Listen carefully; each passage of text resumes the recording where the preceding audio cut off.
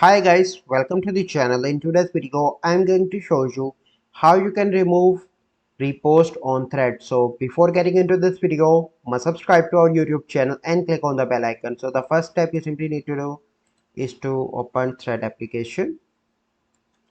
Okay, and here you can see a repost option. Click on that. So let me repost this post first. Okay, it is reposted. So how I can remove that? So I simply need to click on my profile picture in the right bottom corner, and here you can see you reposted, and here you can see an icon. Click on that option, and here you can see an option to remove. Click on that, and it will take few seconds to remove, and here you can see that now it is removed.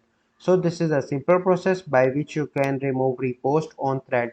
So I hope you find this video helpful. If you find this video helpful, must like this video, subscribe to our YouTube channel for future videos. We'll see you in the next video. Thank you. Have a good day.